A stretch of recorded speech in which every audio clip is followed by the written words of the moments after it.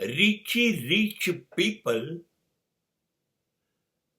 can create the rich world on this planet, this earth. We don't need few rich people.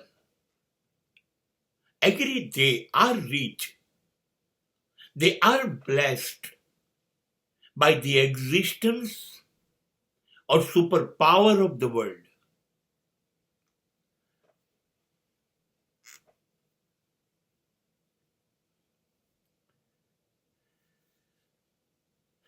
But look towards those people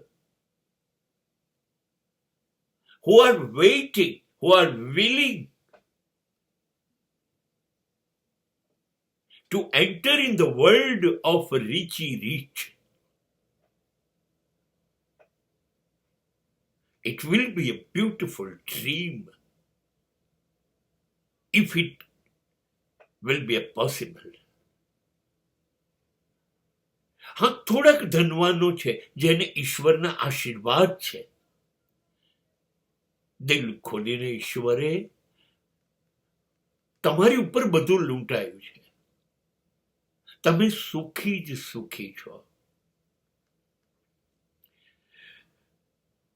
પણ એક વિશ્વનો આટલો નાનો ખૂણો સુખી અને આટલો મોટો ખૂણો, આ બધી જ વસ્તુના સુખથી તરફડતો, તરસતો, તો શું જે આટલો નાનો ખૂણો છે, જે અત્યંત ધનવાન છે, એ પોતાની સંપત્તિ, સમૃદ્ધિ આ મોટા ખૂણા માટે 50% ના ફેંકી શકે? તો ગરીબો થોડાક ધનિક થશે.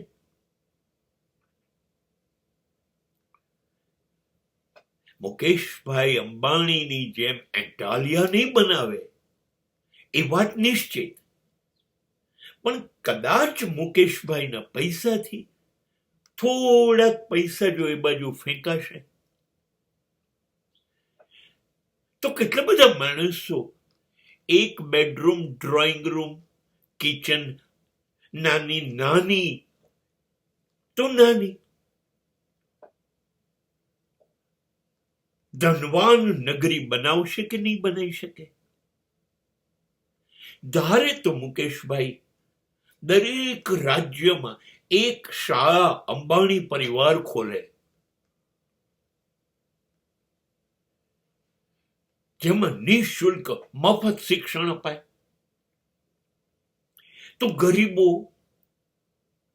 માંથી આપણને એન્જિનિયરો, ડોક્ટરો, ટેકનોગ્રેટ, પાયલોટ મળશે કે નહીં મળે? આવા થોડાક ઉદ્યોગપતિઓ ગામડે ગામડે તળાવ બનાવી આપે તો, દરેક ગામડાને પાણી પીવાની સગવડ ચોખ્ખી કરી આપે તો થઈ શકે કે ન થઈ શકે? દરેક ગામડા પાસે એક સ્કૂલ, એક પુસ્તકાલય આ કરી આપો. નાનકડી અમીરાત લૂંટાવો ને તમે, તો તમને ખબર છે કેટલા બધા ધનવાનો પેદા થઈ જાય. અને તમને શું ખબર, તમને શું ખબર કે એમાંથી કોણ મુકદ્દર કા સિકંદર બની જશે? થોડીક સગવડો કદાચ આ લોકો તરફ જાય ધનવાનોથી, તો ગરીબીમાંથી ઉઠેલો માણસ લડવાનું, સંઘર્ષ કરવાનું, મહેનત કરવાનું ચૂકતો નથી. જુઓ ને, દક્ષિણ ભારતના એક ગામડામાં છાપા વહેંચતો એક માણસ મિસાઇલ મેન બની ગયો. અને ભારતના રાષ્ટ્રપતિ બની ગયા અબ્દુલ કલામ.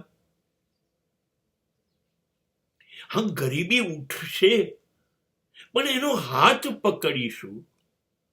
થોડાક ધનવાનો જો હાથ પકડશે, ખાતરીથી આખો દેશ ધનવાન બની